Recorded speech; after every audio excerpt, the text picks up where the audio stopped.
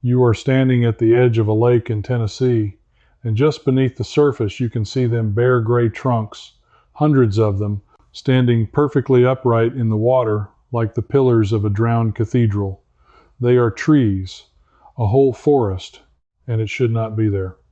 Because 200 years ago, that spot was dry ground where deer walked and people farmed. Here is what I found, and it is the reason I could not stop digging. Some of the greatest forests on earth did not fall to the axe. They vanished underwater in a single night, sometimes in a single hour, and the wood inside them did not rot. It hardened. It became more valuable than the living tree ever was. And somebody figured that out a long time ago and quietly built a business on it. I traced this all the way back to a government survey from the winter of 1811 and to a company that sends robots 6 stories underwater to harvest trees no one alive has ever seen with their own eyes. I want to walk you through exactly what I uncovered, one drowned forest at a time, because the last piece, the thing preserved wood can do that fresh wood cannot, is something your great-grandparents used every single week, and almost nobody remembers it now. Let me start with that Tennessee lake, because it is where the whole thread began to unravel for me. The lake is called Reelfoot, up in the northwest corner of the state. I was reading old records looking for something else entirely, and I kept seeing this phrase repeated by settlers: the water ran backwards. I thought it was a legend. It was not. In the winter of 1811 and into 1812, a series of enormous earthquakes struck near a town called New Madrid on the Mississippi River. We now estimate the largest of them near magnitude 7.5. The ground did not just shake, it dropped.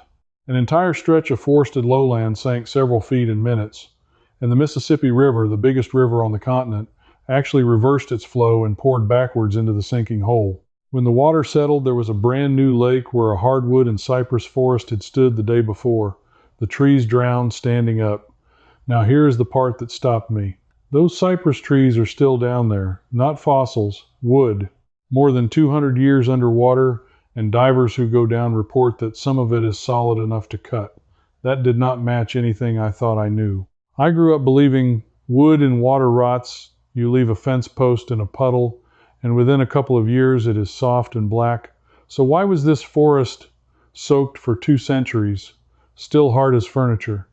I sat with that question for a while, and it bothered me, because if it were true, it changed the value of every drowned forest on the planet. So I went looking for more of them, and that is when the pattern got strange. Reelfoot was an accident of nature, but therefore I had to ask a harder question: how many of these underwater forests were created on purpose? Because once I started counting, the number was staggering, and almost all of the deliberate ones happened in the same short window of history, done by the same kind of organization, for the same reason. Here is what the trail showed me. Starting in the early 1900s and exploding after the 1950s, governments and power companies around the world went on a dam building spree unlike anything before it. To make electricity and to store water, they blocked rivers and let valleys fill up behind concrete walls. And what was in those valleys? Forests. Enormous, old, standing forests. In most cases, they did not bother to cut the trees down first. It was cheaper to just let the water rise and drown them where they stood. Think about what that means. We are not talking about a few acres. When the Akasambo Dam closed on the Volta River in Ghana in 1965, the reservoir behind it, Lake Volta, grew into the largest man-made lake on Earth by surface area, more than 3,200 square miles. Under all of that water sits a tropical hardwood forest, standing intact, drowned in place. Millions of trees, species that take a century or more to grow, all of it submerged and, for decades, written off as lost. That was the moment the investigation turned for me from curiosity into something closer to anger. Because the story we are usually told is that the wood was destroyed, sacrificed for progress, gone, but the wood was not destroyed. I had already seen at Reelfoot that submerged wood does not rot the way we assume. So those drowned forests were not gone at all. They were sitting in cold, still water in a state of near perfect preservation, worth a fortune, and for a long time the only people who understood that were the ones who did the drowning. So I had 2 facts that refused to sit together. Fact 1, wood underwater is supposed to rot. Fact 2, these forests clearly were not rotting. One of those had to be wrong. And chasing down which one led me to a lake so beautiful it looks fake in the mountains of Central Asia. The lake is called Kaindy in Kazakhstan, and if you have seen a photograph of pale, dead tree trunks rising like spears straight out of turquoise water, you have probably seen this place. It was born the same violent way Reelfoot was.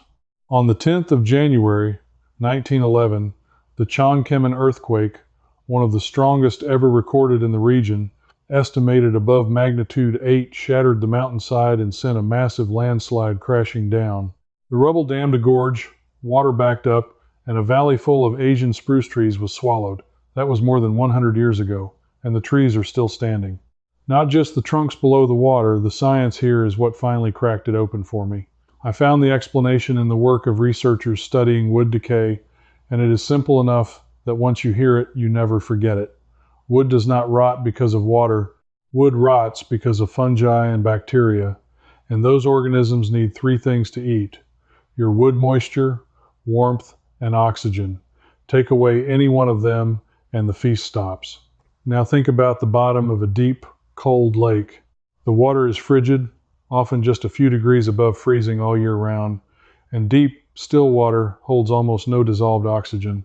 So down there you have moisture, yes, but you have stripped away the warmth and you have stripped away the oxygen. The fungi cannot survive. The wood-eating insects cannot survive.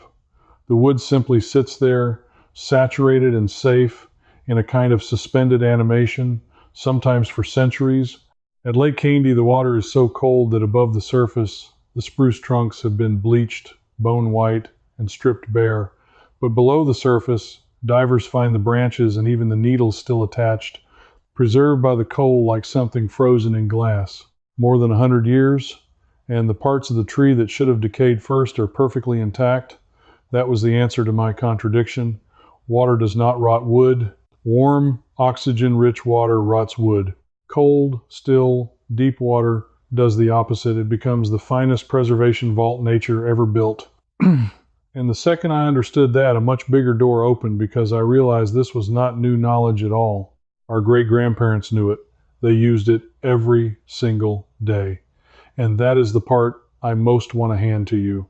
Now, I know exactly what some of you are thinking right about now. This is a lovely story about faraway lakes, but you are not a diver, you do not own a forest, and you are wondering what any of this could possibly have to do with your Tuesday evening. I put this next part here on purpose, for you specifically, because the practical secret buried in these drowned forests is something you can use tonight with a bucket and something you already own. Here it is.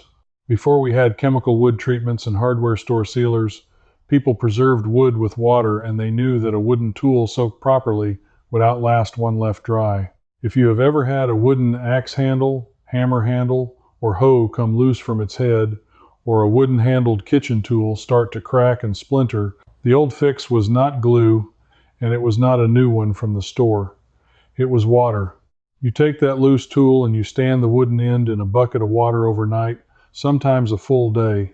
The wood drinks the water and swells back up, tightening itself firmly into the metal head, closing the cracks from the inside. Farmers did this every spring with tools that had dried out and loosened over winter in the barn. And it goes further. The reason old-timers kept a wooden bucket or a wooden rain barrel full of water even when they were not using it was not laziness. A dry wooden barrel shrinks, the staves pull apart, and it leaks and cracks. A wet one stays swollen, tight, and sound for decades. The water was not ruining the wood, the water was saving it. That single idea that the right kind of moisture preserves wood instead of destroying it is the same principle holding up an entire drowned forest in Kazakhstan, and you can prove it to yourself tonight with a loose broom handle and a bucket of water from your own tap.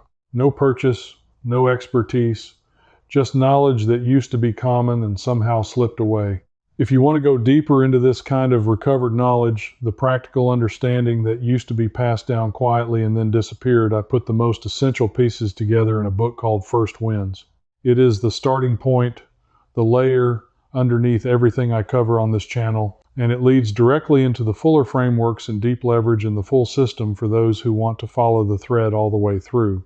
You will find the details in the description below, but knowing that submerged wood is preserved raises a question worth a great deal of money, and this is where the investigation stopped being about history and became about something happening right now, quietly, in the present day. If all those drowned forests are perfectly preserved down there, Volta and the others, then someone, somewhere, must have realized they were sitting on top of billions of dollars of hardwood.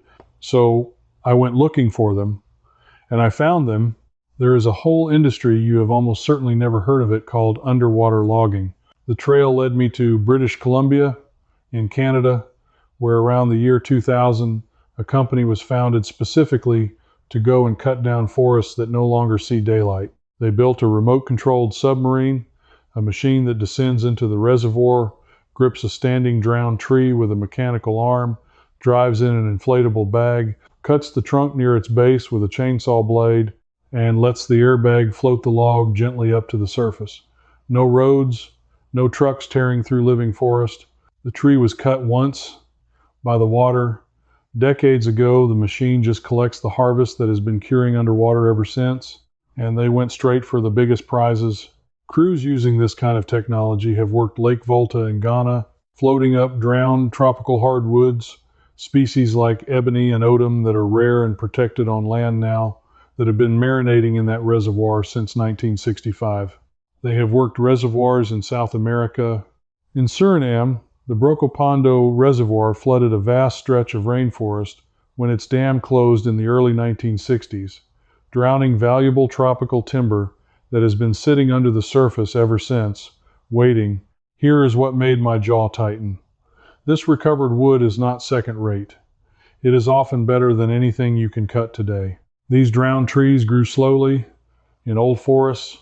Long before the land was cleared, the growth rings are tight, the wood is dense, the grain is beautiful, and many of these species simply cannot be legally or sustainably logged on land anymore because the living forests are protected or gone. So the single best source of certain rare, old-growth hardwoods left on the entire planet is not a forest at all. It is at the bottom of the lakes we made when we drowned the forest in the first place. We threw away a treasure, called it a loss, and a handful of people quietly worked out how to go get it back. And once I saw that, I could not unsee the shape of the whole thing. The forests were sacrificed as worthless. The public was told the wood was gone, but the wood was never gone. It was improving down there, aging like the timber equivalent of fine wine, and its value was understood well enough that companies built submarines to reach it. The knowledge that water preserves wood was not lost to everyone. It was lost to you and me. It stayed alive exactly where the money was. But I promised you a final piece, and this is the one that took me longest to run down, because it connects the drowned forests of the last century all the way back to a way of life that was ordinary 200 years ago and is now almost completely forgotten. This is the part I would ask you to remember long after the rest fades. Go back to those settler records from the New Madrid earthquakes, the winter of 1811. The people who lived through that did not need a scientist to tell them that water preserves wood. They already knew it because that is how they stored their most valuable timber. In the great logging era of the 1700s and 1800s, before railroads reached the forests, loggers moved their logs by floating them down rivers. The river drives you may have heard about. But here is the detail almost nobody talks about. Not every log floated. The heaviest, densest, most valuable logs, the old-growth heartwood, the tightest grain, were often so dense that they sank on the way down the river. Loggers called them sinkers or deadheads, and for 150 years, generation after generation, those sinker logs lay on the cold, oxygen-starved river bottoms, preserved perfectly, exactly like the drowned forests I had been chasing.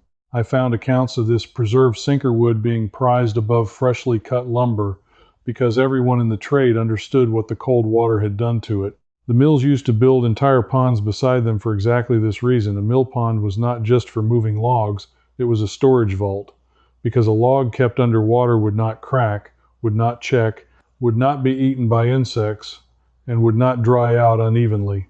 You could leave your inventory floating for a season or a year, and it came out better than it went in. This was standard practice. It was in the working knowledge of every mill hand and every farmer who ever soaked a tool handle. Water was not the enemy of wood. Water, the cold and quiet kind, was the guardian of wood, and everybody knew it.